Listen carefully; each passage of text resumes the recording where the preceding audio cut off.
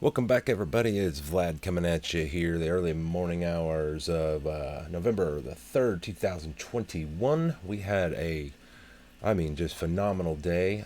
Looking over here at the charts and stuff. We will get into that here in just a second. This is Vlad coming at you over here from the Saitama Wolf Pack. Also, Saga of Rick and Morty ERC20, essentially. So if you want to, come out and check out my channel. I am not a financial advisor, as always. This is just a channel for speculation, opinions, conjecture, whatever you have it. So let's jump right into it. This was my earlier video, essentially earlier today or yesterday, however you want to put it, about 18 hours ago. And as you can see, I put in there was some big news, Willie D's YouTube channel.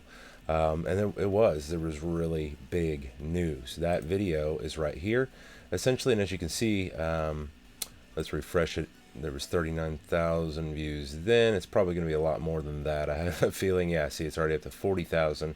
So if you want, I'm going to link this in the description down below. You can click on that and go over here and watch that. So the big news out of that was the KuCoin listing, right? So if you take a look at the price here, let's refresh, make sure that it is showing me the most current. It's actually down, I believe, from where it was at, possibly. Because, yeah, looks like we broke that zero. You know, we ate the zero at one point, and we were up, and then we came back down. And so, guys, like, to watch the volume of this coin, just the last couple weeks, I don't think anybody expected for this market cap to say $10 billion today. It's not even, it's the 3rd of November. Like, oh my gosh. Like, where are we going to be at by the time that SaitamaGuru even comes out, you know? Can you imagine what it would be like for us to get a coin market cap list whenever we've already got all this other stuff, like, and we're sitting at, I don't know, 750,000 holders or something like that. Like, you know, I don't know what Baby Doge has, but the last time I checked, you know, I'm a Baby Doge holder.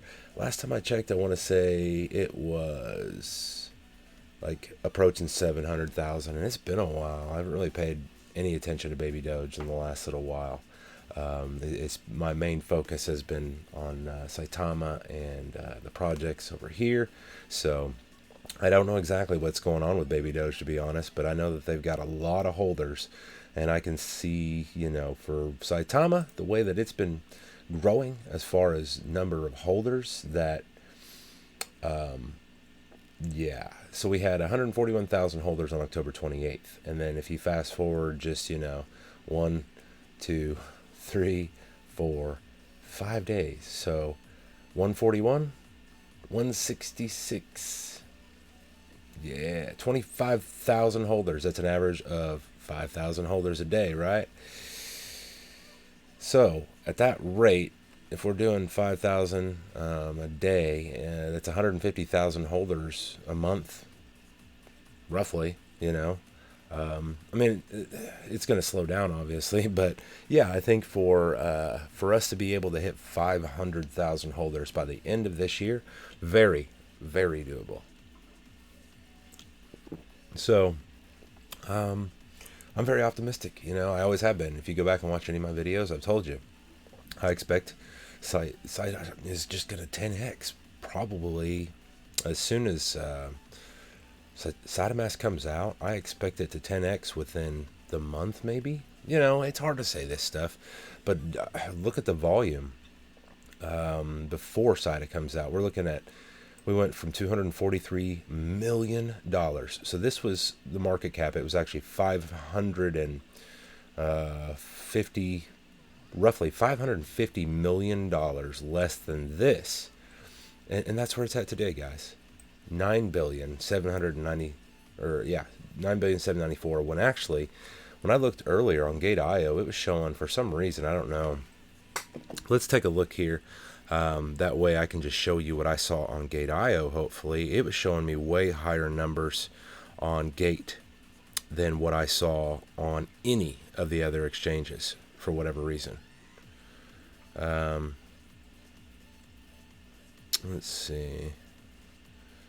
Let me go back over to the trading charts and see if it'll show that high, because on the trading chart it showed the high being oh yeah. So I will do my best here. Hopefully we can get this shown on the webcam. The high it's showing is 6015. The low in the last 24 hours being 7082. So it's on Gate.io showing more volume than I've seen pretty much anywhere else. Let me see if I can get this to... Oh gosh, here we go. High. Like I said, highs and lows on this one. So on Gate, it's showing higher numbers than what I had seen elsewhere, okay? But it's, you know, like if you look at the chart here on Gate, let me see if I can get it. A lot of volume in trading over here on Gate as well. So, you know, one of the advantages, I guess, to holding on Gate, or not even holding, but just doing the transaction on Gate, essentially, is that you can, you know, like here was the last 2 transactions that I ran. Looks like, I think. Well, let me check. Oh, because it split it up. Never mind. Those are like, it's all split into a bunch of different ones. The reason that I bought on Gate, though, is because you don't have to pay those ridiculous gas fees. Like right now, gas isn't bad. I mean, it's bad, but it's not bad compared to where it was at. It was like 3 times as high here just recently. And so, for me, I've got it stored across multiple wallets, and I've got it on Gate.io. You know, it's just a matter of right now playing the lesser of 2 evils, 3, 4, whatever evils it is, until Saitama comes out. And then eventually I'm hoping that I can get all of my Saita into my own, you know, wallet on Saitama. That's kind of the plan, but we'll just have to see where it goes. If you want to look at my original purchase into Saita, you know, I bought in on August 20th. I spent $75, and about $25 of that $75 went to an ETH gas fee, and so I ended up receiving 66,436,000,000 Saita, and it was worth about $50, and it actually lost some value, dropped down to like $45 I saw at one point, and then September hit, and it's just never looked back. Never looked back. This is what it's currently worth today, essentially. As you can see, $6,500. And on August 20th, that said $50. Yeah, $50, not $6,500, $50. So from August 20th until now, that is the explosive growth that you have seen on the Saitama Inu, or, you know, Saitama Inu formerly. Now it's just Saitama. This is, you know, how much it's grown for me. I have more than 100 times my money, and then some, since August, right? I wish I'd have bought more, but you don't know on these situations, unfortunately. So it's you know, it's a gamble. Like we were, you know, talking about in a lot of my other videos, and in Russell's AMA today with Willie, they even said the same thing that I say. You know, you don't want to ever invest into any sort of investment, whether it's stocks or, you know, cryptocurrency, bonds, whatever the case. You don't ever want to take money that you could not just walk into a casino and drop into a slot machine, and if it doesn't win, you're okay with that. As Russell put it, he said, don't you know, spend money that you wouldn't take outside and light it on fire, you know, because, like, yeah, guess what? If you do that, this is what you're going to do with your money, okay? You're going to burn it, right? You cannot rely on chances like this, because this is all just, you know, it's a risk. It's a very big risk, actually. Any sort of investment like this is a big risk. You can wake up in the morning and everything could be gone because the entire financial system just crashed, right? I mean, that's worst case scenario, but it's possible, right? And so you need to be prepared for that, right? That's what I'm saying. you always want to make sure that before you ever walk into a situation, you know what the outcome could be, right? Like if I do this, it could either go one of two ways, or it could go one of three ways, whatever the case may be. It's going to be dependent upon each situation, but you want to know what the outcome could be, right? I don't ever make a play without knowing, well, okay, if I do that, it could go this way, or it's going to go that way, one or the other. What are the odds of it going this way? What are the odds of it going that way? If you want to really get down to it and make a more informed decision, you can even actually kind of calculate, okay, if I go that route, I've got 70% chance versus this route, maybe 30% chance, right? It's called statistics. You can do the math. It's not fun, but it's possible. And with this type of investing and everything else, you can see the type of potential, right? With Saitama, I thank God that I found it whenever I did. I'm truly blessed.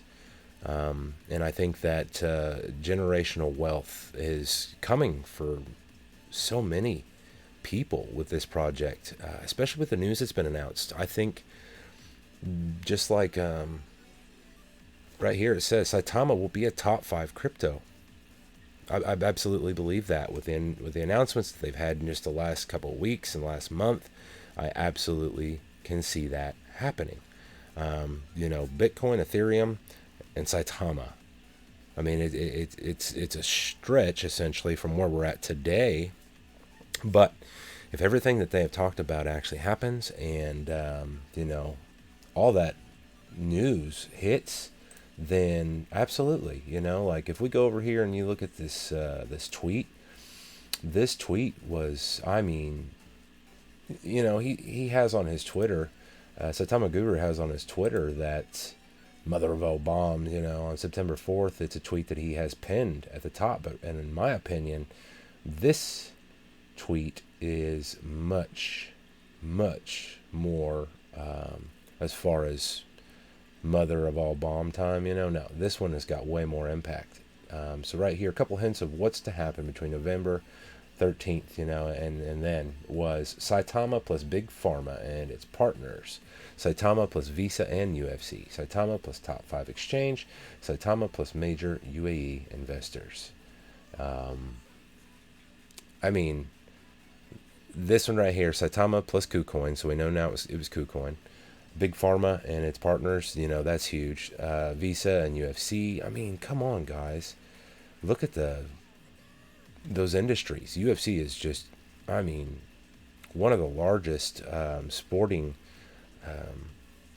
platforms today, as far as like for people to go in and purchase the streaming rights to it. Like, where else do you see people spend $50 and $60 like every month or whatever it is? I don't watch UFC, sorry, but I know a lot of people do, and they spend $50 or $60 at least to get these exclusive pay-per-view events, right?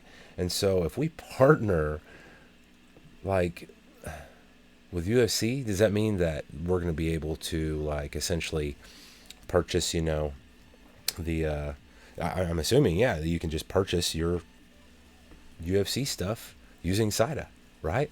Like, what's really exciting about all this is the way that they were talking about in that video today is that basically you will just be able to go in and swipe your phone like you would your card. Use a QR code. If you're for those of you that don't know what a QR code is, really simple here. Like, if you take and let's look here. Let me just pull up. I don't want to actually put up my QR code. I don't know how secure that is for my wallet, but I'll just put up a QR code. That way we can see what it looks like, right? So these are QR codes, right? Those little funky tags, that's a QR code. And whenever you scan that with your phone has to have the capabilities. Obviously, you can't have a dinosaur phone and it work, but your phone has the capabilities to essentially read the data that is imprinted inside of that image, because that's all that it is. You have to understand that every piece of computer data out there, down to its basic building blocks, is a 1 or a 0. That's it. That's how computer programming, that's how code works. I was a nuclear electronics technician in the Navy, and so I had to learn. My main job was, working on the reactor. Like, I was part of Reactor Controls Division on the USS Bremerton. It was a Los Angeles class submarine. Just retired this last year, actually, as the oldest serving submarine in naval history. You can look it up. It's in Bremerton, Washington now again. But, I was trained as an electronic technician, and so we had to learn, binary, how to write in binary, how to write in hexadecimal. Hexadecimal is definitely a lot more fun because you don't have to write out as much, but it's a lot more complicated, obviously, because it's, hexadecimal system versus binary, which means that, a lot more digits versus binary being by 1 or 0.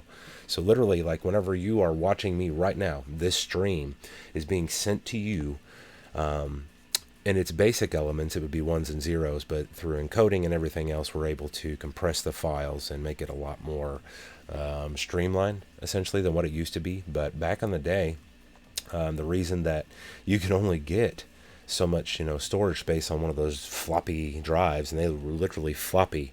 I've still got some around here somewhere, I want to say, because my dad, I've still got my dad's old Commodore 84 in a box somewhere around here, an old Apple computer. And so that was like literally, growing up for me, I can remember when I was 3 years old in 1985, I got the Nintendo for Christmas, the NES system with Super Mario Brothers and Duck Hunt.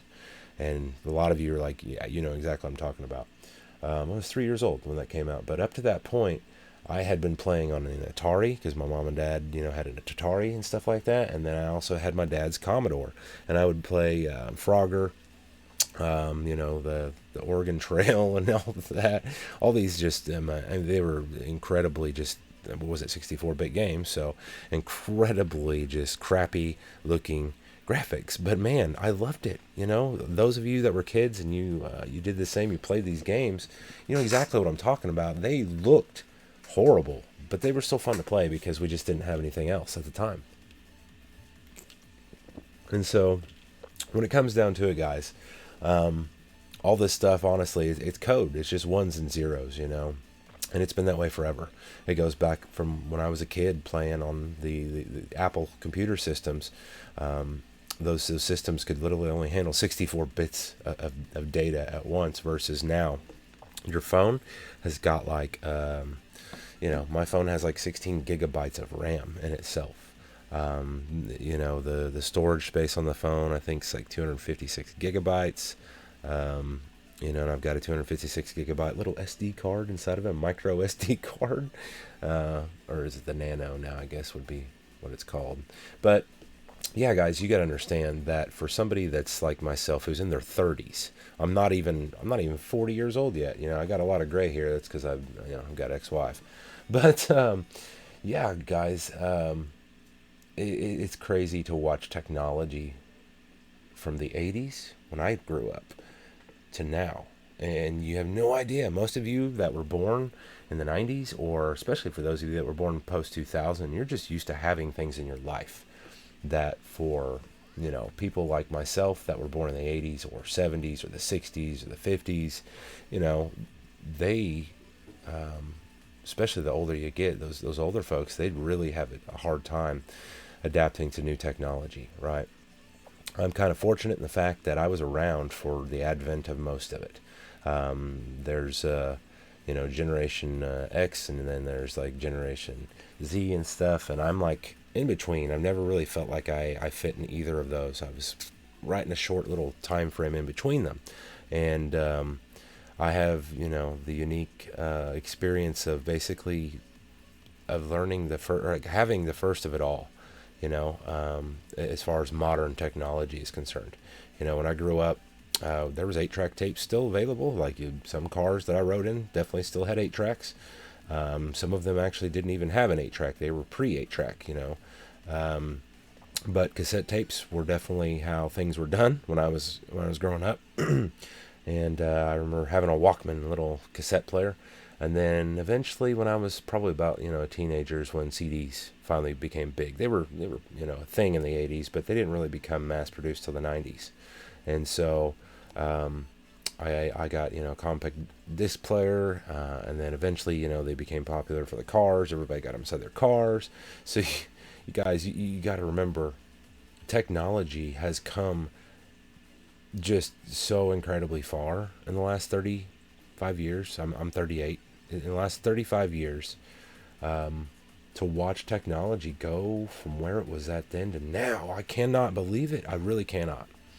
Like growing up and watching Back to the Future, everybody expected us to have flying cars and all this and that.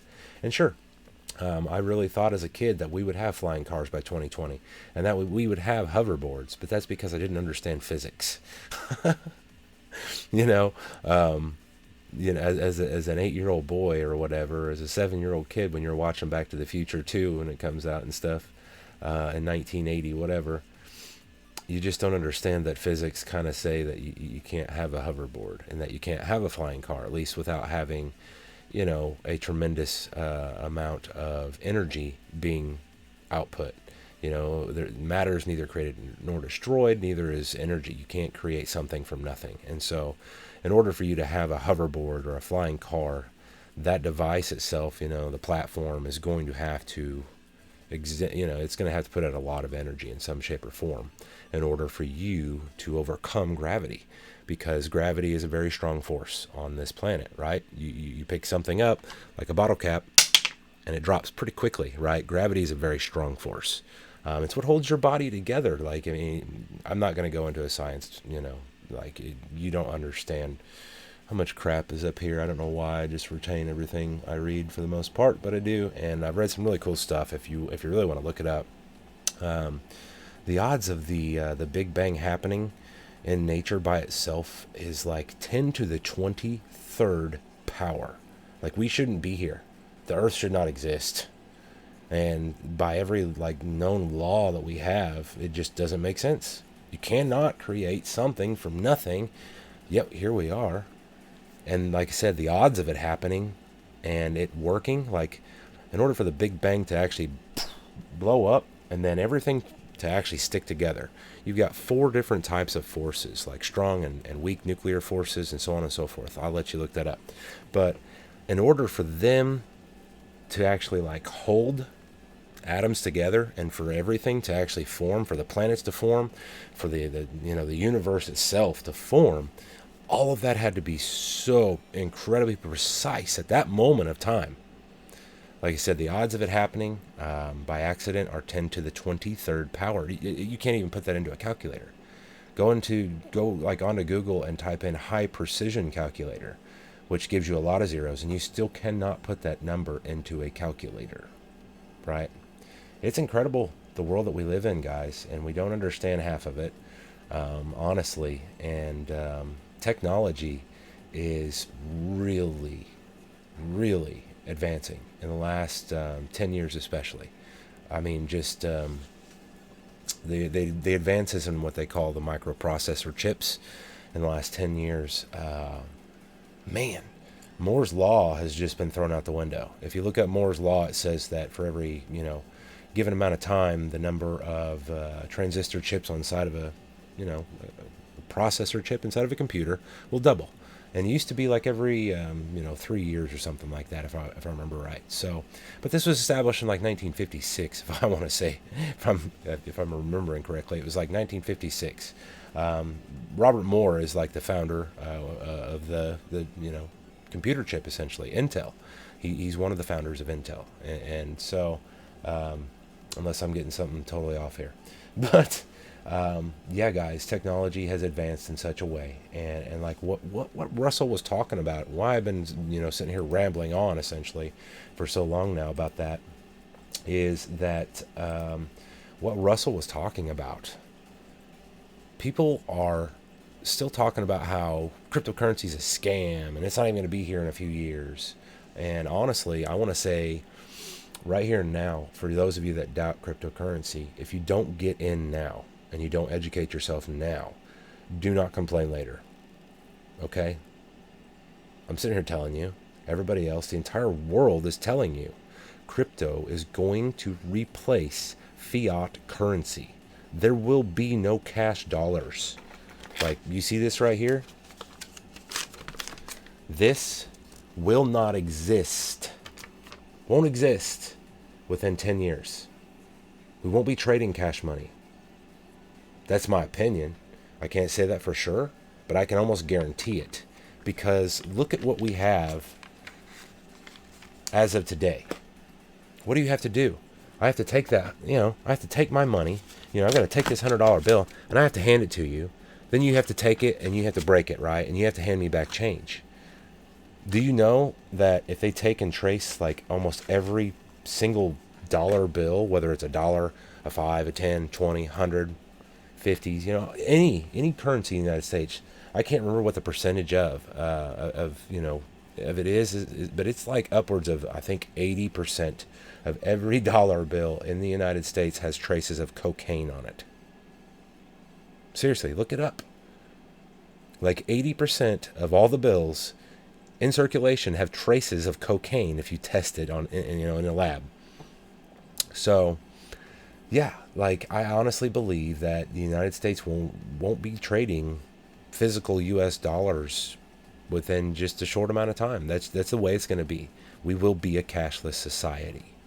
We have the technology for it. By and large, most people in America have a cell phone nowadays, versus some of the other, third world countries where you have people that don't have access to clean water or electricity.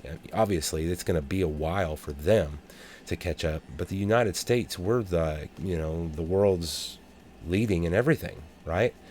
Like I don't know of anything, essentially, as far as industry standards are concerned, where the United States is not the leader. By and large, most of our technology, our military, our economy, you name it, our education, our healthcare systems, we have the best of everything, right? I'm not trying to brag on America. I'm just trying to say that as far as like everything goes, with America creating its own cryptocurrency, you can look it up. They are looking into it. Obviously, I don't think that the US dollar is going to be around, right? If they're already looking at making their own cryptocurrency to replace the US dollar, yeah. So cashless society. I absolutely believe in cashless society within the next decade, if not before then. And COVID just really sped that up. Feel free to put your opinions down below. If you have not already, please like the video, subscribe to my channel. We'll talk about whatever you want to talk about. I'm not sitting here telling anybody this is fact. Like I said, this is all just my opinions. I've got a degree from North Texas in business management and marketing, and I'm working on a master's degree in theological studies and also a master's MBA. So as you can see, I've definitely got a mind for knowledge. I like to learn stuff, and what I see is, it's scary because right now crypto is very dangerous, and so that's why I'm doing this. If you notice, kind of the theme of some of my videos was that I was trying to educate people and put an end to scams. What I see as far as rugs and crypto, and that's still my goal. I'm definitely still working on that.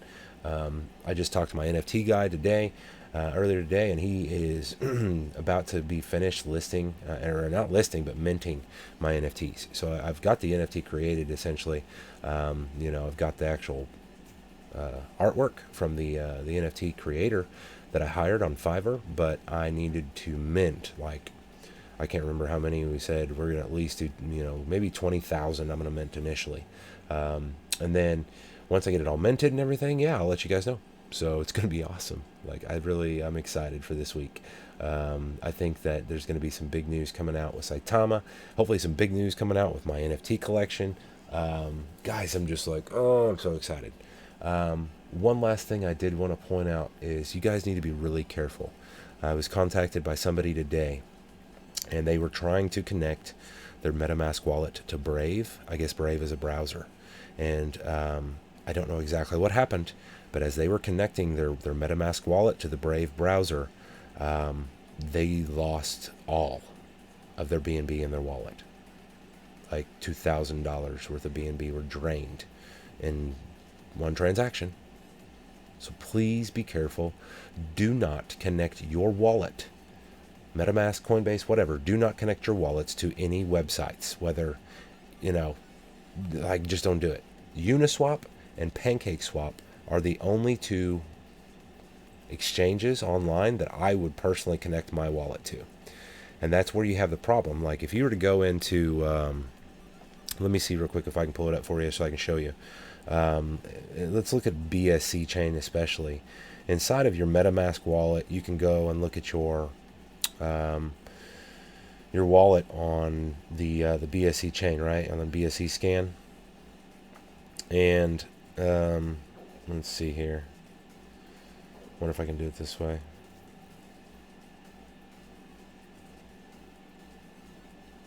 But basically, what the scam is that you are going to notice inside of your wallet there are some strange coins that you don't own, like you didn't buy them. Here we go. Right down here at the bottom. This is the one, zepe.io.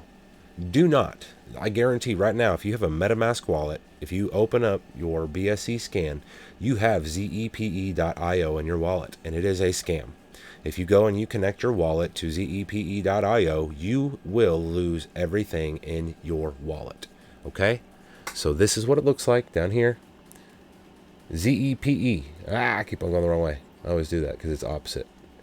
zepe.io. That is a scam, and they send it to your wallet. And then it's just there, right? Redikita, I got scammed on that one. That was me. I bought that shit. But thankfully, I literally spent, $50 is all I lost. But yeah, that's what happened, unfortunately, was that